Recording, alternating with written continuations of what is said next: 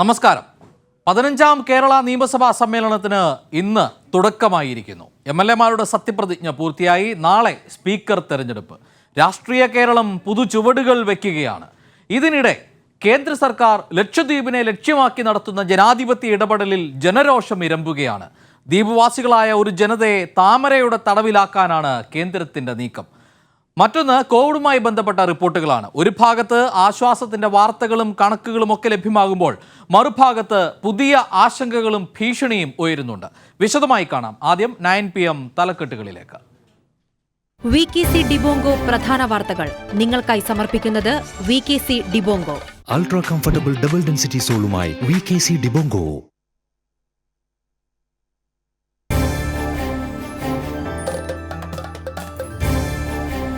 Lockdown. സംസ്ഥാനത്ത് രോഗവ്യാപനം കുറച്ചതായി മുഖ്യമന്ത്രി. ഇന്ന് റിപ്പോർട്ട് ചെയ്തത് 17,821 കേസുകൾ, 196 മരണം. ഏറ്റവും കൂടുതൽ രോഗികളുള്ളത് തിരുവനന്തപുരത്ത്. 43 പഞ്ചായത്തുകളിൽ TPR 30% മുകളിൽ. മലപ്പുറത്ത് കൂട്ടുകുടുംബങ്ങളിൽ രോഗവ്യാപനം രൂക്ഷം. അനാഥരാകുന്ന കുട്ടികളെ സർക്കാർ സംരക്ഷിക്കുമെന്ന് മുഖ്യമന്ത്രി. നിർമ്മാണ മേഖലയിൽ ഉൾപ്പെടെ പുതിയ ഇളവുകൾ.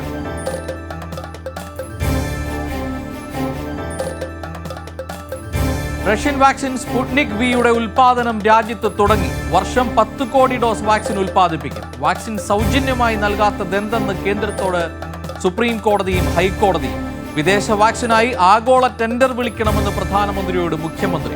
രാജ്യത്ത് ബ്ലാക്ക് ഫംഗസിന് പിന്നാലെ യെല്ലോ ഫംഗസ് ഭീഷണി.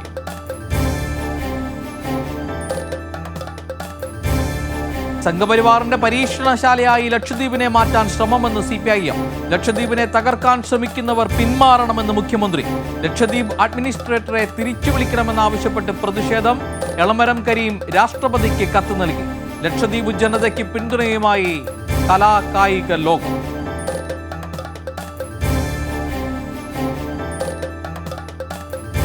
MLA-മാരുടെ സത്യപ്രതിജ്ഞയോടെ നിയമസഭാ സമ്മേളനത്തിന് തുടക്കം. സത്യപ്രതിജ്ഞ ചെയ്തത് 136 അംഗങ്ങൾ. സ്പീക്കർ തെരഞ്ഞെടുപ്പ് നാളെ. MP രാജേഷിനെതിരെ PC വിഷ്ണുനാഥിനെ സ്ഥാനാർത്ഥിയാക്കി UDF. ദില്ലിയിലേക്ക് പോകില്ലെന്ന് രമേശ് ചെന്നിത്തല.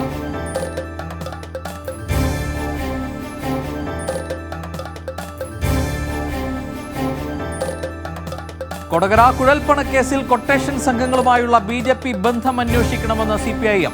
BJP നടത്തിയത് ജനാധിപത്യ പ്രക്രിയ അട്ടിമറിക്കാനുള്ള നീക്കം. EDയുടെ നിസ്സംഗത അത്ഭുതപ്പെടുത്തുന്നെന്നും A. വിജയരാഘവൻ.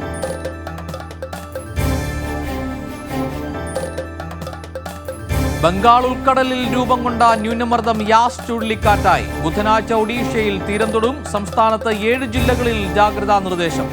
25 ട്രെയിനുകൾ റദ്ദാക്കി.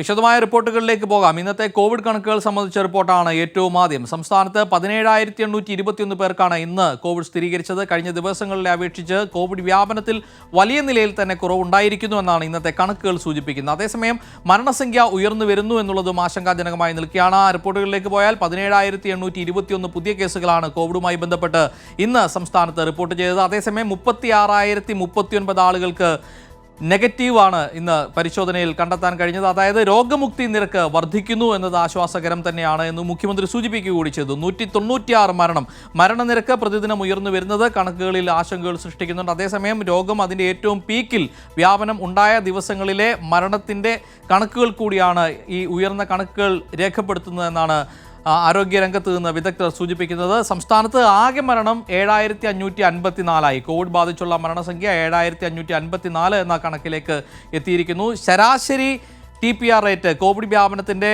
തോത് 22.6 എന്ന നിലയിലാണ്. നേരത്തെ 29 വരെ ഉണ്ടായിരുന്നു. അത് കുറച്ചുകൊണ്ടുവരാൻ കഴിഞ്ഞിരിക്കുന്നു.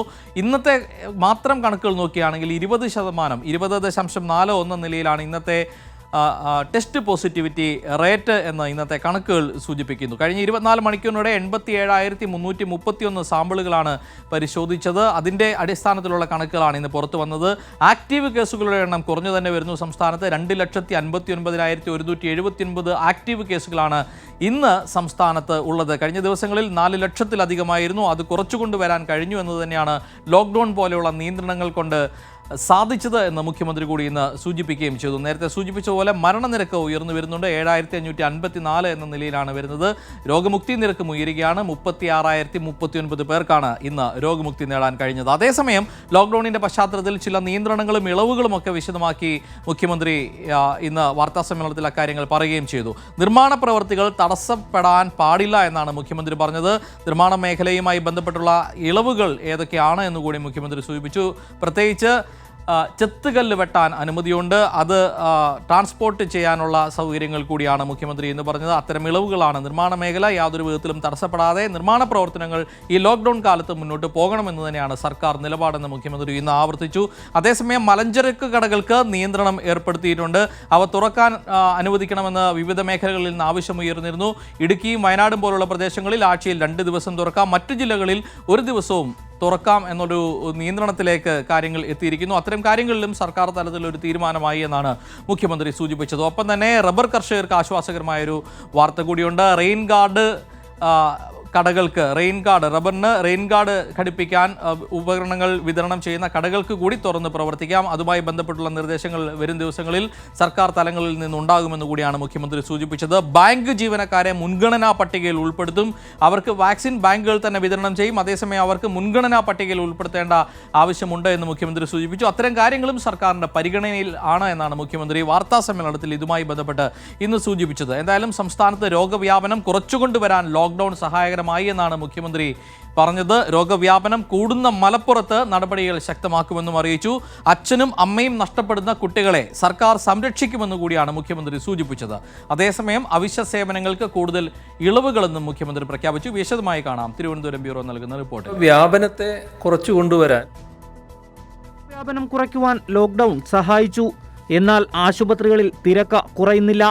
നേരത്തെ 9% ആശുപത്രിയിലുള്ളവരുടെ എണ്ണം. ഇപ്പോൾ അത് 14% മാറി. മലപ്പുറത്ത് നിയന്ത്രണം കടുപ്പിക്കും. കൂട്ടുകുടുംബങ്ങളായതിനാൽ മലപ്പുറത്ത് രോഗവ്യാപനം കൂടുന്നുണ്ട്. വീട്ടിൽ ക്വാറന്റൈനിലിരിക്കാൻ സൗകര്യമില്ലാത്ത രോഗികളെ CFLTCകളിലേക്ക് മാറ്റും. എല്ലാ തദ്ദേശ സ്ഥാപനങ്ങളിലും കരുതൽവാസ കേന്ദ്രങ്ങൾ ഒരുക്കുമെന്നും മുഖ്യമന്ത്രി പറഞ്ഞു. സംസ്ഥാനത്ത് അച്ഛനും അമ്മയും നഷ്ടപ്പെടുന്ന കുട്ടികളെ സർക്കാർ ഏറ്റെടുക്കുമെന്നും അത് ഏത് രീതിയിലായിരിക്കണമെന്നത് ആലോചിച്ച് തീരുമാനിക്കുമെന്നും മുഖ്യമന്ത്രി പറഞ്ഞു. അച്ഛനും അമ്മയും മരണപ്പെടുന്നു. കുട്ടികൾ അത്തരമൊരവസ്ഥയിൽ വല്ലാത്തൊരു അനിശ്ചിതത്വത്തിലാകുന്നു. അപ്പോൾ അത്തരം കുട്ടികളെ സംരക്ഷിക്കേണ്ടതുണ്ട് എന്നാണ് ഗവൺമെൻറ് കാണുന്നത്. അതിനാവശ്യമായ നടപടികൾ സ്വീകരിക്കും. എന്തൊക്കെ നടപടിയാണ് സ്വീകരിക്കുക എന്നത് ഒരു പരിശോധനയിലൂടെ തീരുമാനിക്കാമെന്നാണ് വെച്ചിട്ടുള്ളത്. നിർമ്മാണ പ്രവർത്തനങ്ങൾക്ക് ആവശ്യമായ സാമഗ്രികൾ വിൽക്കുന്ന കടകൾ നിശ്ചിത ദിവസം തുറക്കാം. മലഞ്ചരക്ക് കടകൾ വയനാട്, ഇടുക്കി ജില്ലകളിൽ ആഴ്ചയിൽ 2 ദിവസവും മറ്റു ജില്ലകളിൽ 1 ദിവസവും തുറക്കാം. വാക്സിൻ മുൻഗണനാ പട്ടികയിൽ ബാങ്ക് ജീവനക്കാരെ ഉൾപ്പെടുത്തുന്ന കാര്യം പരിഗണിക്കുമെന്നും മുഖ്യമന്ത്രി പറഞ്ഞു. 45 വയസ്സിന് മേലെയുള്ളവർക്ക് വാക്സിനേഷൻ ആവശ്യമായ വാക്സിൻ നൽകേണ്ടത് കേന്ദ്ര ഗവൺമെൻറ്റാണ്. നമ്മുടെ കയ്യിലുള്ള സ്റ്റോക്ക് തീർന്നിട്ട് കുറേ നാളായി. കേന്ദ്ര ഗവൺമെൻറ് ശ്രദ്ധയിൽപ്പെടുത്തിക്കൊണ്ടിരിക്കുകയാണ്. സംസ്ഥാനത്ത് 11 ആശുപത്രികൾക്ക് കൂടി ദേശീയ ഗുണനിലവാര അംഗീകാരം ലഭിച്ചിട്ടുണ്ട്. ഇത്തരം അംഗീകാരം ലഭിച്ച ഏറ്റവും കൂടുതൽ ആശുപത്രികളുള്ള സംസ്ഥാനം കേരളമാണെന്നും മുഖ്യമന്ത്രി അറിയിച്ചു. വിദേശത്ത് പോകുന്നവർക്ക് 2ാം ഡോസ് നൽകുന്ന കാര്യത്തിൽ ദിവസത്തിന്റെ എണ്ണം കുറയ്ക്കാൻ പറ്റുമോ എന്നത് പരിശോധിക്കുമെന്നും മുഖ്യമന്ത്രി പറഞ്ഞു. കൈരളി ന്യൂസ്, തിരുവനന്തപുരം. കോവിഡ് പ്രതിരോധവുമായി ബന്ധപ്പെട്ട് മരുന്നുക്ഷാമമാണ് ഏറ്റവും രൂക്ഷമായത്. വിവിധ സംസ്ഥാനങ്ങൾ വിദേശ കമ്പനികളിൽ നിന്ന് മരുന്ന് ഇറക്കുമതി ചെയ്യാനുള്ള ശ്രമങ്ങൾ നടത്തിയിരുന്നു. കേരളവും പഞ്ചാബും ദില്ലിയും ഉൾപ്പെടെയുള്ള സംസ്ഥാനങ്ങൾ അതിന് ശ്രമങ്ങൾ നടത്തിയിരുന്നു. എന്നാൽ വിദേശ കമ്പനികളിൽ നിന്ന് സംസ്ഥാനങ്ങൾക്ക് നേരിട്ട് വാക്സിൻ ലഭ്യമാകില്ല എന്ന റിപ്പോർട്ടുകൾ വരുന്നു. കേന്ദ്ര സർക്കാരുമായി നേരിട്ടാണ് ഇടപാടുകൾ നടത്തുകയെന്നും സംസ്ഥാനങ്ങൾക്ക് നൽകാൻ കഴിയില്ല എന്നും പ്രമുഖ കമ്പനികളായ ഫൈസറും മെഡോണയും അറിയിച്ചു. അതേസമയം വാക്സിൻ പാഴാകുന്നത് തടയാൻ 18-നും 44-നും ഇടയിലുള്ളവർക്ക് ഓൺസൈറ്റ് രജിസ്ട്രേഷൻ നടത്താമെന്ന് കേന്ദ്ര സർക്കാർ ഇതിനിടെ വ്യക്തമാക്കിയിട്ടുണ്ട്. ഒപ്പം തന്നെ ആശ്വാസകരമായ ഒരു റിപ്പോർട്ട് വരുന്നത് സ്പുട്നിക് വാക്സിൻ്റെ നിർമ്മാണവും രാജ്യത്ത് ആരംഭിച്ചു എന്നാണ്. ദില്ലി ബ്യൂറോ നൽകുന്ന റിപ്പോർട്ടിലേക്ക്. വാക്സിൻ ക്ഷാമം രൂക്ഷമായ സാഹചര്യത്തിലാണ് സംസ്ഥാനങ്ങൾ ആഗോള ടെൻഡർ വിളിക്കുകയും വിദേശ കമ്പനികളുമായി കരാറിലേർപ്പെടാനും ശ്രമിക്കുന്നത്. എന്നാൽ വിദേശ കമ്പനികൾ സംസ്ഥാനങ്ങൾക്ക് നേരിട്ട് വാക്സിൻ നൽകില്ലെന്ന് അറിയിച്ചു. ഫൈസർ, മഡോണ കമ്പനികളാണ് നേരിട്ട് വാക്സിൻ നൽകാൻ കഴിയില്ലെന്ന് ദില്ലി സർക്കാരിനെ അറിയിച്ചത്. മഡോണ പഞ്ചാബ് സർക്കാരിൻ്റെ ആവശ്യവും തള്ളിയിരുന്നു. ഈ സാഹചര്യത്തിൽ കേന്ദ്ര സർക്കാർ തന്നെ വാക്സിൻ വാങ്ങി നൽകണമെന്ന് केजरीवाल ആവശ്യപ്പെട്ടു. काफ़ी समय हो चुका है तो अब हमें और समय नहीं गंवाना चाहिए। ये कोई भी विदेशी कंपनी जो है, अब तो कई सारी वैक्सीन आ चुकी हैं इंटरनेशनल मार्केट में, जॉनसन एंड जॉनसन है, मॉडर्ना है, फाइजर है और भी बहुत सारी हैं। तो इनसे सबसे केंद्र सरकार बात करके केंद्र सरकार इनसे सारा इंपोर्ट करे और राज्यों के अंदर बांट दे। അതേസമയം വാക്സിൻ പാഴാക്കുന്നത് തടയാൻ കേന്ദ്ര സർക്കാർ പുതിയ മാർഗനിർദ്ദേശം പുറത്തിറക്കി. 18-നും 44-നും ഇടയിലുള്ളവർക്ക് വാക്സിൻ കേന്ദ്രത്തിലെത്തി രജിസ്റ്റർ ചെയ്യാമെന്ന് കേന്ദ്ര സർക്കാർ അറിയിച്ചു. സർക്കാർ കേന്ദ്രങ്ങളിലാകും ഈ സൗകര്യം ലഭ്യമാകുക. ഓൺലൈൻ രജിസ്റ്റർ ചെയ്തവർ എത്താതിരിക്കുന്ന സാഹചര്യത്തിൽ ഓൺസൈറ്റ് രജിസ്ട്രേഷൻ വഴി വാക്സിൻ നൽകാമെന്നും കേന്ദ്ര സർക്കാർ നിർദ്ദേശിച്ചു. അതിനിടെ രാജ്യത്ത് സ്പുട്നിക് വാക്സിൻ ഉൽപ്പാദനം ആരംഭിച്ചു. ദില്ലി ആസ്ഥാനമായ പനാസിയ ബയോടെക്കും RDIF-ഉം ചേർന്നാണ് വാക്സിൻ നിർമ്മിക്കുന്നത്. പ്രതിവർഷം 100 മില്യൺ ഡോസ് ഉൽപ്പാദിപ്പിക്കാനാണ് തീരുമാനം. കൈരളി ന്യൂസ്, ദില്ലി. വാക്സിൻ വിതരണവുമായി ബന്ധപ്പെട്ട് കേന്ദ്രത്തിന് ഇന്ന് സുപ്രീം കോടതിയിൽ നിന്നും ഹൈക്കോടതിയിൽ നിന്നും വിമർശനങ്ങൾ ഏൽക്കേണ്ടി വന്നു. ആ വാർത്തയിലേക്ക് വരാം ഒരു ചെറിയ ഇടവേളയ്ക്ക് ശേഷം.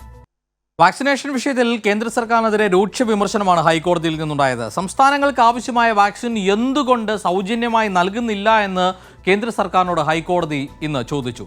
ഫെഡറലിസം നോക്കേണ്ട സമയമല്ല ഇതെന്നാണ് കേന്ദ്രത്തെ കോടതി ഓർമ്മിപ്പിച്ചത്. കേരളത്തിന് നൽകിയ വാക്സിൻ ഡോസുകളുടെ കണക്ക് ഹാജരാക്കാതെ കേന്ദ്ര സർക്കാർ ഇന്നും ഹൈക്കോടതിയിൽ ഉരുണ്ട് കളിക്കുകയായിരുന്നു. ഹൈക്കോടതിയിൽ നിന്ന് മാത്രമല്ല സുപ്രീം കോടതിയിൽ നിന്നും കേന്ദ്രത്തിന് ഇക്കാര്യത്തിൽ വിമർശനം ഏൽക്കേണ്ടി വന്നു. വാക്സിൻ വിതരണവുമായി ബന്ധപ്പെട്ട ഏതാനും ഹർജികളാണ് ഇന്ന് കോടതിയുടെ പരിഗണനയ്ക്ക് വന്നത്. കഴിഞ്ഞ ദിവസം ഹർജി പരിഗണിക്കവേ കേരളത്തിന് നൽകിയ വാക്സിൻ ഡോസുകളുടെ കണക്ക് ഹാജരാക്കാൻ കേന്ദ്രത്തിനോട് ഹൈക്കോടതി നിർദ്ദേശിച്ചിരുന്നു. എന്നാൽ ഇന്നും കണക്കുകൾ ഹാജരാക്കാൻ കേന്ദ്ര സർക്കാർ തയ്യാറായില്ല. എന്താണ് കണക്കുകൾ നൽകാൻ തടസ്സമെന്ന് കേന്ദ്ര സർക്കാരിനോട് കോടതി ആരാഞ്ഞു. എല്ലാ സംസ്ഥാനങ്ങൾക്കും വാക്സിൻ എന്തുകൊണ്ട് സൗജന്യമായി നൽകുന്നില്ലെന്നും കോടതി ചോദിച്ചു. വാക്സിനേഷന് റിസർവ് ബാങ്ക് 99,000 കോടി രൂപ അനുവദിച്ചതായാണ് കണക്ക്. 34,000 കോടി രൂപ മതി രാജ്യത്തെ മുഴുവൻ ആളുകൾക്കും സൗജന്യമായി വാക്സിൻ നൽകാൻ എന്നും കോടതി ഓർമ്മിപ്പിച്ചു. എന്നാൽ ഇത് നയപരമായ വിഷയമാണെന്നും മറുപടി നൽകാൻ സമയം ആവശ്യമാണെന്നുമായിരുന്നു കേന്ദ്ര നിലപാട്. ഇതിനെ തുടർന്നാണ് കേരളത്തിന് ആവശ്യമായ വാക്സിൻ എന്തുകൊണ്ട് നൽകുന്നില്ലെന്നറിയിക്കാൻ കോടതി നിർദ്ദേശം നൽകിയത്. എത്ര ഡോസ് വാക്സിൻ കേരളത്തിന് നൽകി, എത്ര ഇനി നൽകാനുണ്ടെന്നും ഉടൻ കോടതിയെ അറിയിക്കണം. വെള്ളിയാഴ്ച കേസ് പരിഗണിക്കാൻ മാറ്റി. കൈരളി ന്യൂസ്, കൊച്ചി. രാജ്യത്ത് കോവിഡ് കേസുകൾ കുറയുന്നു എന്നതിനെയാണ് പ്രതിദിന കണക്കുകൾ സൂചിപ്പിക്കുന്നത്. ദില്ലി ഉൾപ്പെടെയുള്ള സംസ്ഥാനങ്ങളിൽ കണക്കുകൾ കുറയുകയാണ്. 30% മുകളിൽ വ്യാപനത്തോതുണ്ടായിരുന്നത് 3-ൽ താഴേക്ക് എത്തിക്കാൻ ദില്ലി ഉൾപ്പെടെയുള്ള സംസ്ഥാനങ്ങൾക്ക് കഴിഞ്ഞു. 24 മണിക്കൂറിനിടെ രാജ്യത്ത് 22,22,315 പേർക്കാണ് കോവിഡ് സ്ഥിരീകരിച്ചത്. അതേസമയം മരണനിരക്ക് കൂടുന്ന നിലയിൽ തന്നെയാണ്. 4,454 പേർക്കാണ് 24 മണിക്കൂറിനിടെ കോവിഡുമായി ബന്ധപ്പെട്ട് ജീവൻ നഷ്ടമായത്. അതേസമയം അലോപ്പതി ചികിത്സയെപ്പറ്റി തെറ്റിദ്ധാരണ പരത്തുന്ന പരാമർശം പിൻവലിച്ച് ബാബ രാംദേവ് ഇന്ന് രംഗത്ത് വന്നു. ബാബ രാംദേവിനെതിരെ രൂക്ഷമായി കേന്ദ്ര ആരോഗ്യമന്ത്രി ഹർഷവർദ്ധൻ വിമർശനം ഉന്നയിച്ചിരുന്നു. ഇതിന് പിന്നാലെയാണ് തന്റെ പരാമർശം അദ്ദേഹം പിൻവലിച്ചത്. രാജ്യത്ത് കോവിഡ് രോഗവ്യാപനം കുറയുന്നതായാണ് കണക്കുകൾ സൂചിപ്പിക്കുന്നത്. 24 മണിക്കൂറിനിടെ 2,22,315 പേർക്കാണ് പുതുതായി രോഗം സ്ഥിരീകരിച്ചത്. 4,454 മരണങ്ങളും റിപ്പോർട്ട് ചെയ്തു. രാജ്യത്ത് 27 ലക്ഷത്തോളം ആക്റ്റീവ് കേസുകൾ നിലവിലുണ്ട്. 24 മണിക്കൂറിനിടെ മഹാരാഷ്ട്രയിൽ 26,672 പുതിയ കേസുകളും 594 മരണവും റിപ്പോർട്ട് ചെയ്തു. തമിഴ്നാട്ടിൽ 35,483 പേർക്ക് രോഗം സ്ഥിരീകരിച്ചപ്പോൾ 422 പേർക്ക് ജീവൻ നഷ്ടപ്പെട്ടു. കർണാടകയിൽ പുതുതായി 25,979 കേസുകളും 626 മരണവും റിപ്പോർട്ട് ചെയ്തു. ദില്ലിയിൽ 1,649 പേർക്ക് രോഗം സ്ഥിരീകരിച്ചു. ഇതോടെ ദില്ലിയിലെ പ്രതിദിന കോവിഡ് പോസിറ്റിവിറ്റി നിരക്ക് 2.42% കുറഞ്ഞു. അതേസമയം അലോപ്പതി ചികിത്സാ രീതിയെ പറ്റിയുള്ള തെറ്റിദ്ധാരണ പരത്തുന്ന പരാമർശം ബാബ രാംദേവ് പിൻവലിച്ചു. അലോപ്പതി ഒരു മുടന്തൻ ശാസ്ത്രമാണെന്നും രാജ്യത്ത് ഓക്സിജൻ ലഭിക്കാത്തതുകൊണ്ടല്ല, മറിച്ച് അലോപ്പതി ചികിത്സയിലൂടെയാണ് ലക്ഷങ്ങൾ മരിക്കുന്നതെന്നും ബാബ രാംദേവ് പറഞ്ഞിരുന്നു. ഇതിനെതിരെ IMA ശക്തമായ പ്രതിഷേധവുമായി വന്നതിന് പിന്നാലെ കേന്ദ്ര ആരോഗ്യമന്ത്രി ഹർഷവർദ്ധൻ വിമർശനവുമായി രംഗത്തെത്തിയിരുന്നു. രാജ്യത്ത് എല്ലാ ചികിത്സാ രീതിയെയും ബഹുമാനിക്കുന്നെന്നും അലോപ്പതി ചികിത്സാ രീതി നിരവധി പേരെ രക്ഷിച്ചിട്ടുണ്ടെന്നും ബാബ രാംദേവ് തിരുത്തി പറഞ്ഞു. ദില്ലിയിൽ കോവാക്സിൻ ക്ഷാമം രൂക്ഷമാണെന്നും വാക്സിൻ സംസ്ഥാനത്ത് എപ്പോൾ ലഭിക്കുമെന്ന കാര്യത്തിൽ കൃത്യമായ വിവരം കേന്ദ്ര സർക്കാരിൽ നിന്നും ലഭിച്ചിട്ടില്ലെന്നും ദില്ലി സർക്കാർ ആരോപിച്ചു. മറ്റു രാജ്യങ്ങളെ അപേക്ഷിച്ച് ആവശ്യമായ വാക്സിൻ വാങ്ങിക്കുന്നതിൽ ഇന്ത്യ വൈകിയെന്നും ഇപ്പോൾ അന്താരാഷ്ട്ര വിപണിയിൽ വാക്സിൻ ലഭ്യത കുറഞ്ഞെന്നും മുതിർന്ന വൈറോളജിസ്റ്റ് ഡോക്ടർ ഗഗൻദീപ് കാങ് വ്യക്തമാക്കി. മറ്റു രാജ്യങ്ങൾ അപകട സാധ്യത മുന്നിൽ കണ്ട് 1 വർഷത്തോളമായി വാക്സിനുകൾ ശേഖരിച്ചിരുന്നു. രാജ്യത്ത് വാക്സിൻ ക്ഷാമം രൂക്ഷമായതോടെ മഹാരാഷ്ട്ര, ഉത്തർപ്രദേശ്, ദില്ലി തുടങ്ങി നിരവധി സംസ്ഥാനങ്ങൾ വാക്സിനുകൾക്കായി ആഗോള ടെൻഡറിനുള്ള നടപടികളിലേക്ക് കടക്കുന്നതിനിടെയാണ് ഡോക്ടർ ഗഗൻദീപ് കാങ്ങിന്റെ വിമർശനം. മെഡിക്കൽ ഓക്സിജൻ ലഭ്യതയുമായി ബന്ധപ്പെട്ട് സുപ്രീം കോടതി നിയോഗിച്ച സമിതിയിലെ അംഗമാണ് ഡോക്ടർ ഗഗൻദീപ് കാങ്. കൈരളി ന്യൂസ്, ദില്ലി. ഇന്ത്യയിൽ യെല്ലോ ഫംഗസ് ബാധ കൂടി സ്ഥിരീകരിച്ചിരിക്കുന്നു. ബ്ലാക്ക് ഫംഗസ്, വൈറ്റ് ഫംഗസ് ഭീഷണി നിലനിൽക്കെയാണ് യെല്ലോ ഫംഗസ് ബാധയും റിപ്പോർട്ട് ചെയ്തിരിക്കുന്നത്. ഉത്തർപ്രദേശിലെ ഗാസിയാബാദിലാണ് യെല്ലോ ഫംഗസ് കേസ് റിപ്പോർട്ട് ചെയ്തത്. ബ്ലാക്ക് ഫംഗസ്, വൈറ്റ് ഫംഗസ് രോഗത്തെക്കാൾ അപകടകാരിയാണ് യെല്ലോ ഫംഗസ് എന്നാണ് റിപ്പോർട്ടുകൾ. ശരീരത്തിലെ ആന്തരിക അവയവങ്ങളെയാണ് യെല്ലോ ഫംഗസ് പ്രധാനമായും ബാധിക്കുക. രോഗപ്രതിരോധ ശേഷി കുറവുള്ളവർ ജാഗ്രത പാലിക്കണമെന്നും ലക്ഷണങ്ങൾ കണ്ടാൽ ഡോക്ടറെ ബന്ധപ്പെടണമെന്നുമാണ് ഇതുമായി ബന്ധപ്പെട്ട് ആരോഗ്യ വിദഗ്ധർ സൂചിപ്പിച്ചിരിക്കുന്നത്. പ്രമേഹം, അർബുദം, മറ്റ് രോഗാവസ്ഥ ഉള്ളവരും ജാഗ്രത പാലിക്കണം. കടുത്ത ക്ഷീണം, ഭാരം കുറയുക, അമിതമായ വിശപ്പ് എന്നിവയാണ് യെല്ലോ ഫംഗസിന്റെ ആദ്യ ലക്ഷണങ്ങൾ. മുറിവുകൾ ഉണങ്ങാതിരിക്കുക, കുഴിഞ്ഞ കണ്ണ്, അവയവങ്ങൾ പ്രതികരിക്കാതിരിക്കുക, കോശമരണം എന്നിവയും യെല്ലോ ഫംഗസിന്റെ പ്രധാന ലക്ഷണങ്ങളാണ്. അതേസമയം രാജ്യത്ത് നിലവിൽ 5424 പേരാണ് ബ്ലാക്ക് ഫംഗസ് ബാധിച്ച് ചികിത്സയിലുള്ളതെന്ന് കേന്ദ്ര ആരോഗ്യമന്ത്രി ഹർഷവർദ്ധൻ വ്യക്തമാക്കിയിരിക്കുന്നു. ഇതിൽ 4556 പേർക്കും കോവിഡ് അനുബന്ധമായാണ് ബ്ലാക്ക് ഫംഗസ് രോഗം വന്നത്. ഗുജറാത്തിലും മഹാരാഷ്ട്രയിലുമാണ് ഏറ്റവും കൂടുതൽ രോഗികളുള്ളത്. ബ്ലാക്ക് ഫംഗസ് സ്ഥിരീകരിച്ചവരിൽ 55% പേർ പ്രമേഹ രോഗികളാണെന്നും റിപ്പോർട്ടുകൾ സൂചിപ്പിക്കുന്നുണ്ട്. കോവിഡ് ബാധിതരിൽ കണ്ടുവരുന്ന ബ്ലാക്ക് ഫംഗസ് രോഗം സ്ഥിരീകരിച്ചവരിൽ 55%വും പ്രമേഹ രോഗികളാണെന്ന് കേന്ദ്ര ആരോഗ്യമന്ത്രി ഹർഷവർദ്ധൻ വ്യക്തമാക്കി. നിലവിൽ രാജ്യത്തെ 5424 പേർ ചികിത്സയിലാണ്. ഇതിൽ 4556 രോഗികൾക്കും കോവിഡ് സ്ഥിരീകരിച്ചിരുന്നു. ഗുജറാത്തിൽ 2000 പേരും, മഹാരാഷ്ട്രയിൽ 1188 പേരും, ആന്ധ്രാപ്രദേശിൽ 500ഓളം പേരും, ഹരിയാനയിൽ 300ഓളം പേരുമാണ് നിലവിൽ ചികിത്സയിൽ കഴിയുന്നത്. ബ്ലാക്ക് ഫംഗസ് പകർച്ചവ്യാധിയായി പ്രഖ്യാപിക്കാൻ സംസ്ഥാനങ്ങൾക്ക് കേന്ദ്ര സർക്കാർ നിർദ്ദേശം നൽകിയ പശ്ചാത്തലത്തിൽ രാജ്യത്തെ 19 സംസ്ഥാനങ്ങൾ ബ്ലാക്ക് ഫംഗസ് പകർച്ചവ്യാധിയായി പ്രഖ്യാപിച്ചിട്ടുണ്ടെന്നും ഹർഷവർദ്ധൻ വ്യക്തമാക്കി. രാജ്യത്തെ 18 സംസ്ഥാനങ്ങളിലാണ് ഇപ്പോൾ ബ്ലാക്ക് ഫംഗസ് രോഗബാധിതർ റിപ്പോർട്ട് ചെയ്യപ്പെട്ടത്. ഗുരുതരാവസ്ഥയിലുള്ള കോവിഡ് രോഗികൾക്ക് സ്റ്റീറോയിഡ് നൽകുന്നത് ബ്ലാക്ക് ഫംഗസിന് കാരണമായേക്കാമെന്നും ഡോക്ടർമാരുടെ നിർദ്ദേശമില്ലാതെ കോവിഡ് രോഗികൾ സ്റ്റീറോയിഡുകൾ സ്വീകരിക്കരുതെന്ന ആരോഗ്യ വിദഗ്ധരുടെ അഭിപ്രായം സർക്കാർ പരിഗണിച്ചിട്ടുണ്ടെന്നും ഹർഷവർദ്ധൻ ഇന്ന് ചേർന്ന മന്ത്രിമാരുടെ യോഗത്തിൽ വ്യക്തമാക്കി. There is a lot of concern in the country about the availability of amphotericin B, a drug which is in fact the most effective drug for handling the black fungus or the mucormycosis cases. So I have to inform this group that already our relevant ministry, pharmaceuticals, they have already ordered 9 lakh vials for import of this drug. 50,000 have already been received by the country, and in another 7 days from now the department expects that around 3 lakh vials would be available through this import mechanism. Black fungus പ്രതിരോധ മരുന്നായ അംഫോടെറിസിൻ ബിയുടെ ഉൽപാദനത്തിൽ വരുന്ന മാസങ്ങളിൽ വർധനവുണ്ടാകുമെന്നും ആരോഗ്യമന്ത്രി പറഞ്ഞു. Kairali news, Delhi.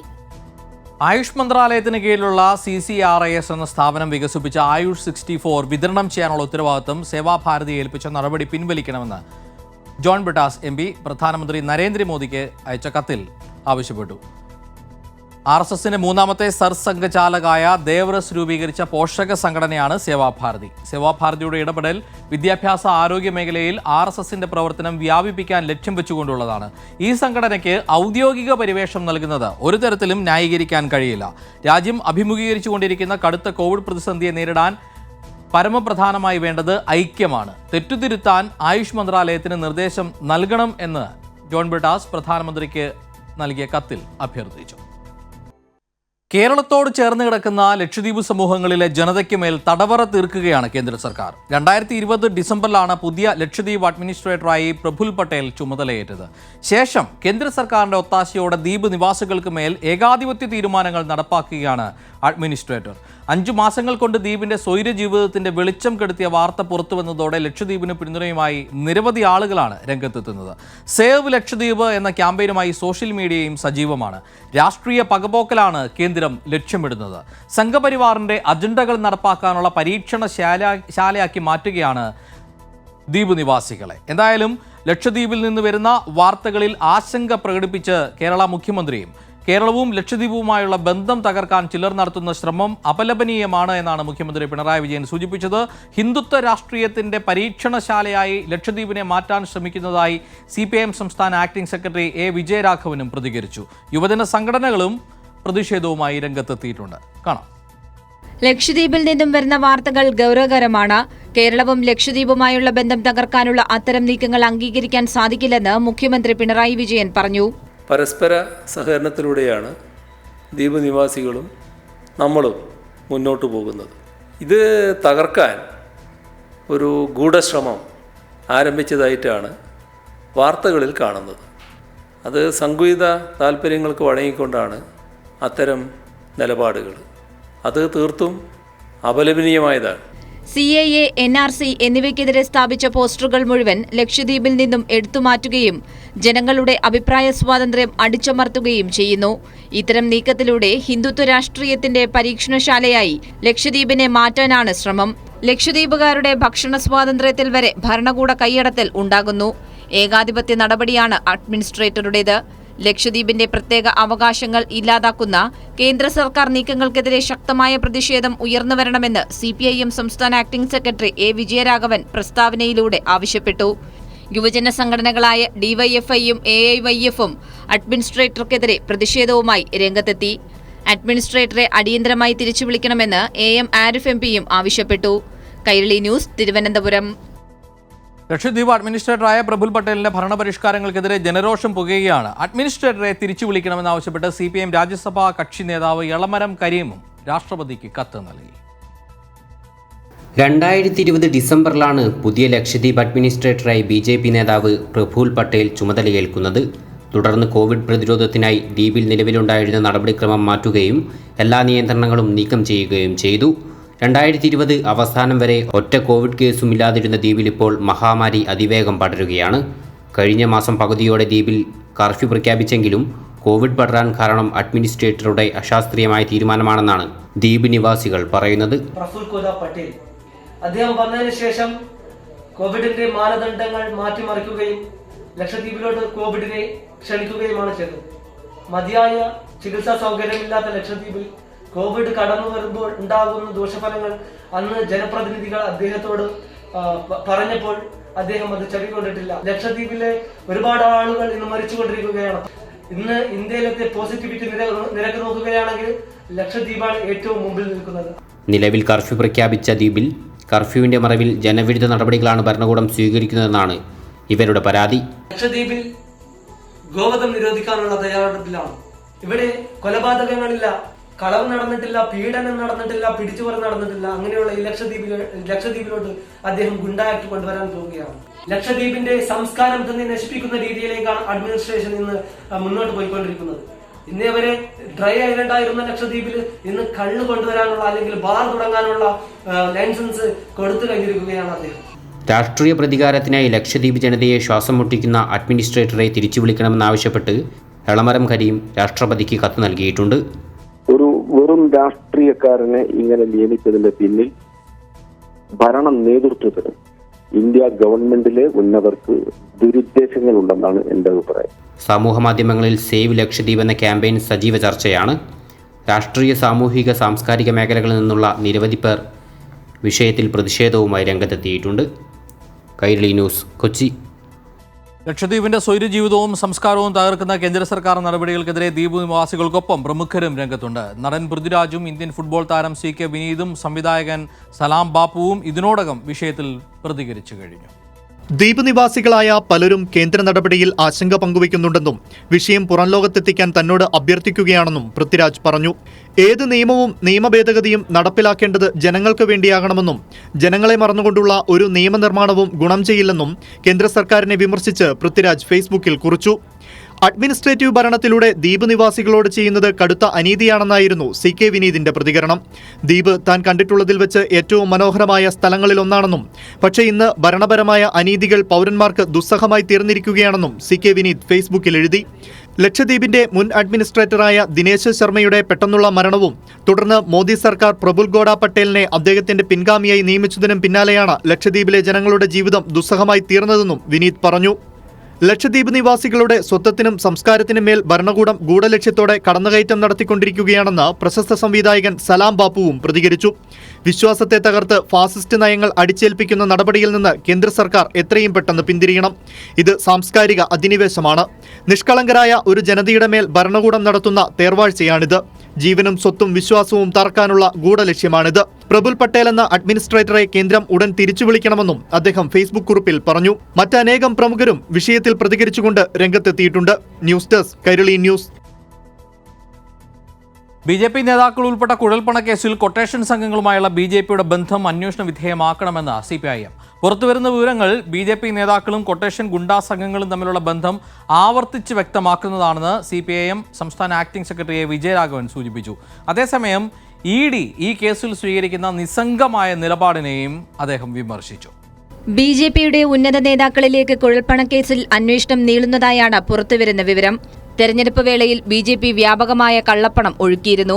അതിനായി നടത്തിയ കടത്തുകളിൽ ഒന്നു മാത്രമാണ് പിടിക്കപ്പെട്ടതെന്നും വിജയരാഘവൻ പറഞ്ഞു. രാജ്യത്തിന്റെ ജനാധിപത്യ പ്രക്രിയ അട്ടിമറിക്കാനുള്ള നീക്കം കൂടിയാണ് കുഴൽപ്പണക്കടത്തിലൂടെ BJP നടത്തിയത്. കേസിൽ ചോദ്യം ചെയ്യാൻ ഹാജരാകുന്നവർ BJPയുടെ കൊടിവെച്ച കാറിലാണ് എത്തുന്നത്. രാജ്യം ഭരിക്കുന്ന പാർട്ടി പണത്തിന്റെ ഹുങ്കിൽ എന്തുമാകാമെന്ന് ധരിക്കുന്നത് ജനാധിപത്യ സംവിധാനത്തിന് ഭീഷണിയാണ്. തെരഞ്ഞെടുപ്പിൽ ഒഴുക്കുന്നതിനാണ് കണക്കിൽപ്പെടാത്ത പണം നിയമവിരുദ്ധമായി എത്തിച്ചതെന്ന് വ്യക്തമായ സാഹചര്യത്തിൽ യുക്തമായ നടപടി സ്വീകരിക്കാൻ തെരഞ്ഞെടുപ്പ് കമ്മീഷനും തയ്യാറാകണമെന്നും അദ്ദേഹം ആവശ്യപ്പെട്ടു. അടിസ്ഥാനരഹിതമായ ആരോപണങ്ങളുടെ പേരിൽ സംസ്ഥാന സർക്കാരിനെതിരെ പടപ്പുറപ്പാട് നടത്തുന്ന എൻഫോഴ്സ്മെന്റ് ഡയറക്ടറേറ്റ് ഈ കേസിൽ സ്വീകരിക്കുന്ന നിസ്സംഗമായ നിലപാട് അത്ഭുതപ്പെടുത്തുന്നതാണ്. BJPയുടെ ഉന്നതർക്ക് പങ്കുണ്ടെന്ന് വ്യക്തമായതുകൊണ്ടാണ് ആദ്യഘട്ടം മുതൽ ED ഒളിച്ചുകളിക്കുന്നത്.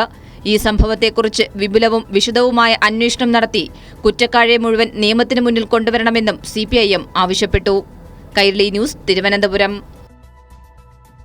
പാലാരിവട്ടം പാലം അഴിമതി കേസിൽ കുറ്റപത്രം സമർപ്പിക്കുന്നതിന് മുന്നോടിയായി പ്രതികൾക്കെതിരെ വിജിലൻസ് പ്രോസിക്യൂഷൻ അനുമതി തേടി. മുൻമന്ത്രി VK ഇബ്രാഹിം കുഞ്ഞ് അടക്കമുള്ള 13 പേരാണ് കേസിലെ പ്രതികൾ. ബന്ധപ്പെട്ടവരിൽ നിന്ന് പ്രോസിക്യൂഷൻ അനുമതി ലഭിച്ചാലുടൻ വിജിലൻസ് കുറ്റപത്രം സമർപ്പിക്കും. പാലാരിവട്ടം പാലം അഴിമതി കേസിൽ പ്രതികളെ കുറ്റവിചാരണ ചെയ്യുന്നതിന് മുൻപുള്ള അവസാന നടപടിക്രമങ്ങളിലേക്കാണ് വിജിലൻസ് കടന്നിരിക്കുന്നത്.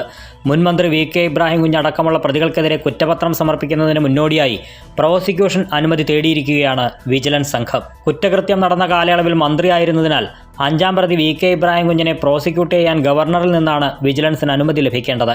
അതേസമയം പ്രതികളായ അന്നത്തെ പൊതുമരാമത്ത് secretary TO Sooraj, RBDCK MD ആയിരുന്ന APM മുഹമ്മദ് ഹനീഷ് എന്നിവർ IAS ഉദ്യോഗസ്ഥരായതിനാൽ കേന്ദ്ര ആഭ്യന്തര മന്ത്രാലയമാണ് പ്രോസിക്യൂഷൻ അനുമതി നൽകേണ്ടത്. RBDCKയിലെയും കിറ്റ്കോയിലെയും ഉദ്യോഗസ്ഥരായിരുന്ന മറ്റ് പ്രതികളെ പ്രോസിക്യൂട്ട് ചെയ്യാൻ ബന്ധപ്പെട്ട നിയമനാധികാരിയിൽ നിന്നും അനുമതി ലഭിക്കേണ്ടതുണ്ട്. ബന്ധപ്പെട്ടവരിൽ നിന്ന് പ്രോസിക്യൂഷൻ അനുമതി ലഭിച്ചാലുടൻ കുറ്റപത്രം സമർപ്പിക്കാനാണ് അന്വേഷണ സംഘത്തിന്റെ തീരുമാനം. അഴിമതി നിരോധന നിയമപ്രകാരം രജിസ്റ്റർ ചെയ്ത പാലാരിവട്ടം പാലം അഴിമതി കേസിൽ മുൻ മന്ത്രിയും ഉദ്യോഗസ്ഥരുമൊക്കെ ആരോപണ വിധേയരായ ഘട്ടത്തിൽ ഇവർക്കെതിരെ അന്വേഷണം തുടങ്ങുന്നതിന് മുൻപും വിജിലൻസ് ബന്ധപ്പെട്ട കേന്ദ്രങ്ങളിൽ നിന്ന് മുൻകൂർ അനുമതി വാങ്ങിയിരുന്നു. പിന്നീട് MLA ആയിരുന്ന ഇബ്രാഹിം കുഞ്ഞിനെ കഴിഞ്ഞ നവംബറിൽ അറസ്റ്റ് ചെയ്യുന്നതിന് മുൻപ് അന്വേഷണ സംഘം അക്കാര്യം നിയമസഭാ സ്പീക്കറെ അറിയിക്കുകയും ചെയ്തിരുന്നു. കോടതിയിൽ സമർപ്പിച്ച FIRൽ പരാമർശിക്കുന്ന വഞ്ചന, പദവി ദുരുപയോഗം ചെയ്യൽ, ഗൂഢാലോചന തുടങ്ങിയ കുറ്റങ്ങൾ തന്നെയായിരിക്കും പ്രതികൾക്കെതിരെ കുറ്റപത്രത്തിൽ ചുമത്തുക. 13 പ്രതികളിൽ ഉൾപ്പെട്ട കരാർ കമ്പനി ഉടമ, കൺസൾട്ടൻസി സ്ഥാപന ഉടമ എന്നിങ്ങനെയുള്ളവരെ ഒഴിച്ച് ഭൂരിഭാഗം പേരെയും പ്രോസിക്യൂട്ട് ചെയ്യാൻ അനുമതി വേണം എന്നുള്ളതിനാൽ തുടർ നടപടികൾക്ക് കാലതാമസം നേരിട്ടേക്കും. എങ്കിലും 2 മാസത്തിനുള്ളിൽ കുറ്റപത്രം സമർപ്പിക്കാൻ കഴിയുമെന്നാണ് വിജിലൻസിന്റെ പ്രതീക്ഷ. കൈരളി ന്യൂസ്, കൊച്ചി. ഇടവേള. 15ാം കേരള നിയമസഭയുടെ ആദ്യ സമ്മേളനത്തിന് ഇന്ന് പ്രൗഢഗംഭീരമായ തുടക്കമാണ് ഉണ്ടായത്. 136 പേർ നിയമസഭാ സാമാജികരായി ഇന്ന് സത്യപ്രതിജ്ഞ ചെയ്തു. അതിൽ 80 പേർ സഗൗരവത്തിലും 43 പേർ ദൈവനാമത്തിലും 13 പേർ അള്ളാഹുവിൻ്റെ നാമത്തിലുമാണ് സത്യപ്രതിജ്ഞ ചെയ്തത്. 136 പേരാണ് MLA-മാരായി പ്രോട്ടൈം സ്പീക്കർ PT റഹീം മുമ്പാകെ സത്യപ്രതിജ്ഞ ചെയ്തത്. ഇംഗ്ലീഷ് അക്ഷരമാലാ ക്രമത്തിലായിരുന്നു സത്യപ്രതിജ്ഞ. Vallikkunnu MLA P. അബ്ദുൽ ഹമീദ് ആദ്യ സത്യപ്രതിജ്ഞ ചെയ്തപ്പോൾ 136-മനായി MLA സേവ്യർ ചിറ്റലപ്പള്ളി അവസാനം സത്യപ്രതിജ്ഞ ചെയ്തു. 132-മനായി മുഖ്യമന്ത്രിയും 107-ാം സ്ഥാനക്കാരനായി പ്രതിപക്ഷ നേതാവ് VD സതീശനും സത്യപ്രതിജ്ഞ ചെയ്തു. പിണറായി വിജയൻ എന്ന ഞാൻ നിയമസഭയിലെ ഒരു അംഗമായി തെരഞ്ഞെടുക്കപ്പെട്ടിരിക്കുന്നതിനാൽ നിയമം വഴി സ്ഥാപിതമായ ഭാരതത്തിൻ്റെ ഭരണഘടനയോട് ഞാൻ നിർവ്യാജമായ വിശ്വസ്തതയും കൂറും പുലർത്തുമെന്നും ഞാൻ ഭാരതത്തിൻ്റെ പരമാധികാരവും അഖണ്ഡതയും നിലനിർത്തുമെന്നും 80 പേർ സഗൗരവ പ്രതിജ്ഞ എടുത്തപ്പോൾ 13 പേർ അള്ളാഹുവിൻ്റെ നാമത്തിലും 43 പേർ ദൈവനാമത്തിലും സത്യപ്രതിജ്ഞ ചെയ്തു. Devikulam MLA A. രാജ തമിഴിലാണ് സത്യപ്രതിജ്ഞ ചെയ്തത്. Advocate A. ராஜா ஆகிய நான் சட்டமன்ற பேரவையின் ஒரு உறுப்பினராக தேர்ந்தெடுக்கப்பட்டிருப்பதால் മഞ്ചേശ്വരം MLA MKM അഷ്റഫ് കന്നഡയിലാണ് സത്യപ്രതിജ്ഞ ചൊല്ലിയത്. KM ಅಶ್ರಫ್ ಎಂಬ ನಾನು ಶಾಸನಸಭೆಯ ಒಬ್ಬ ಸದಸ್ಯನಾಗಿ ಚುನಾಯಿಸಲ್ಪಟ್ಟಿರುವುದರಿಂದ ಕಾನೂನು ಪ್ರಕಾರ ಜಾರಿಗೆ ಬಂದ ಭಾರತದ ಸಂವಿಧಾನದಲ್ಲಿ ನಿಜವಾದ ನಂಬಿಕೆ. മാണി സി കാപ്പൻ, മാത്യു കുടൽനാടൻ എന്നീ UDF MLA-മാർ ഇംഗ്ലീഷിലായിരുന്നു സത്യവാചകം ചൊല്ലിയത്. 2 മണിക്കൂർ 52 മിനിറ്റ് കൊണ്ട് സത്യപ്രതിജ്ഞാ ചടങ്ങുകൾ പൂർത്തിയായി.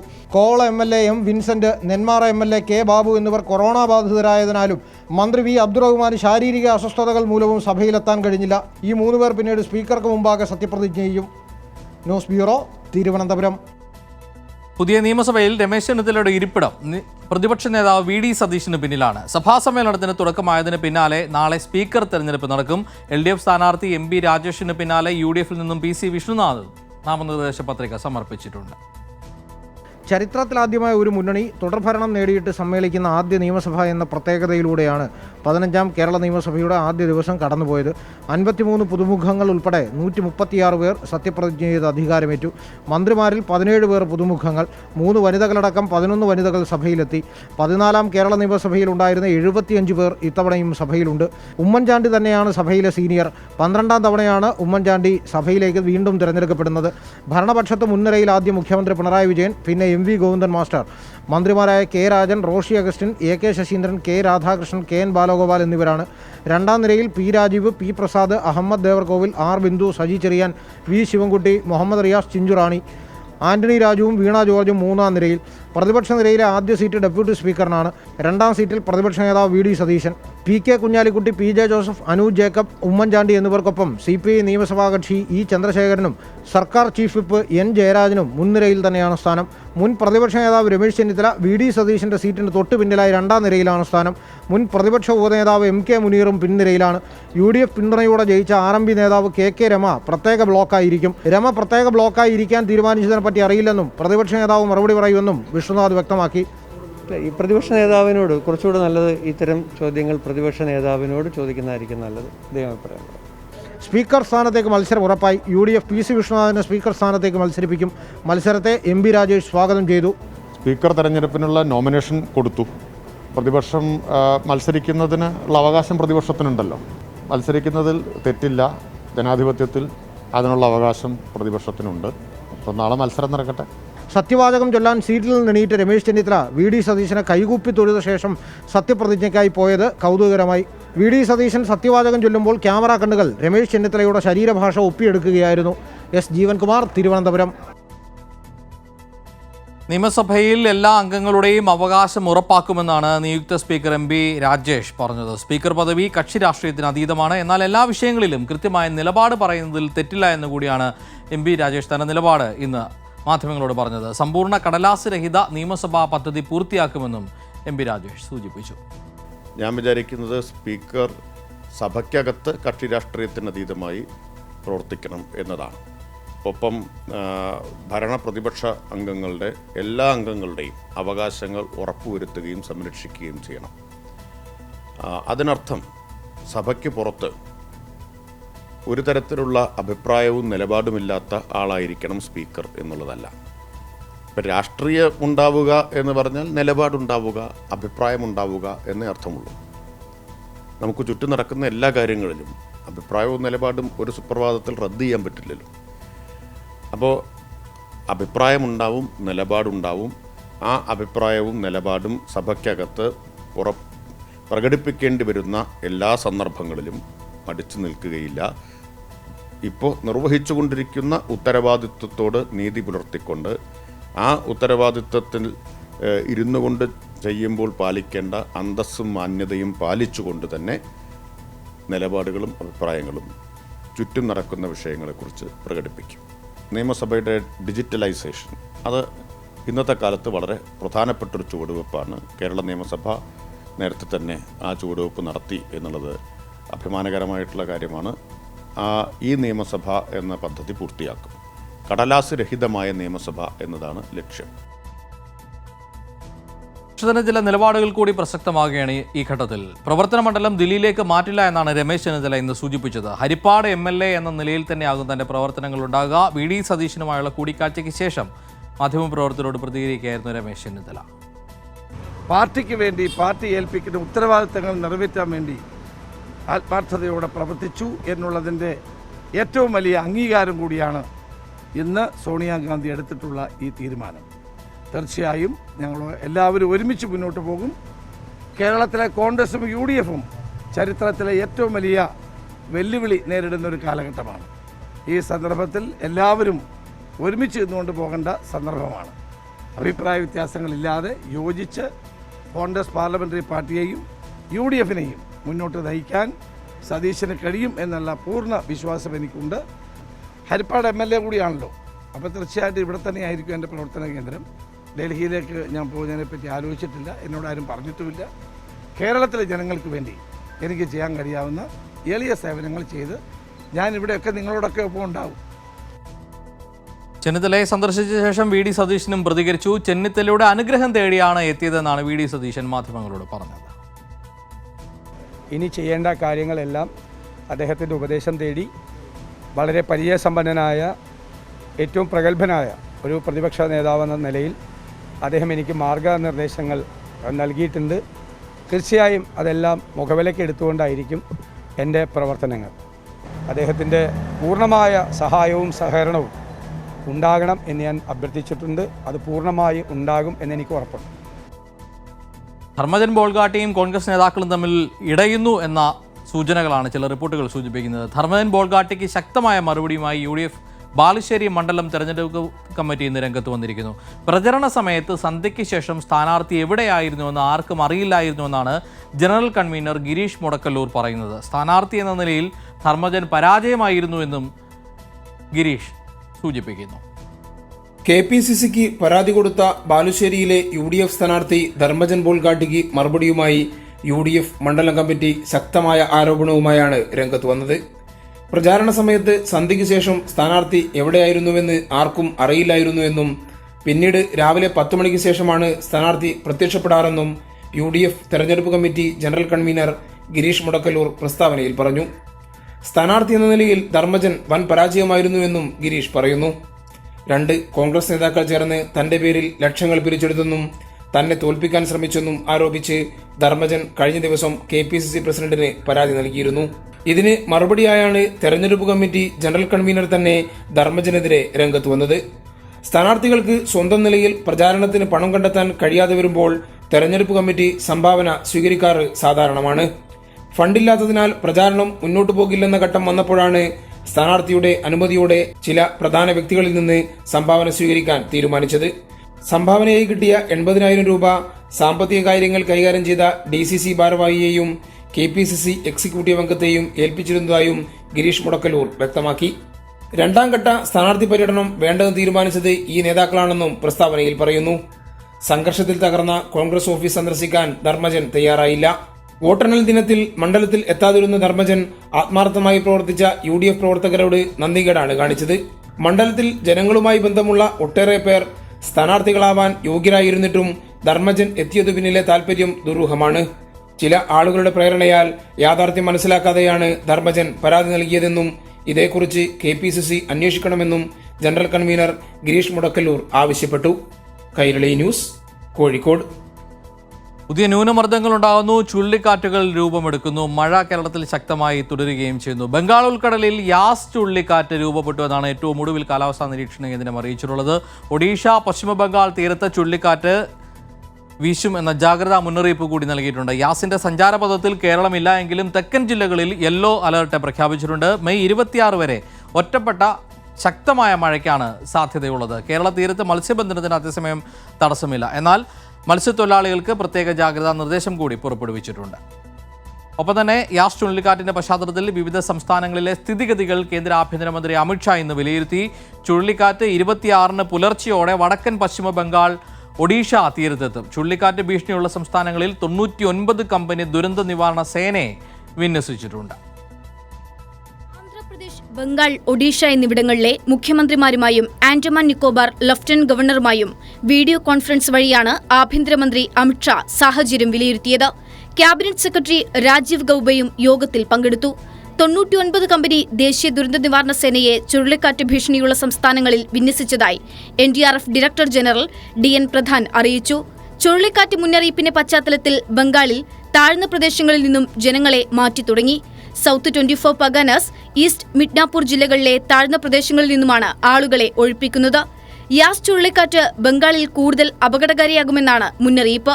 ചുഴലിക്കാറ്റ് രൂപം കൊണ്ടതോടെ ഒഡീഷ, പശ്ചിമബംഗാൾ, ആൻഡമാൻ തീരങ്ങളിൽ ശക്തമായ മഴയാണ് പെയ്യുന്നത്.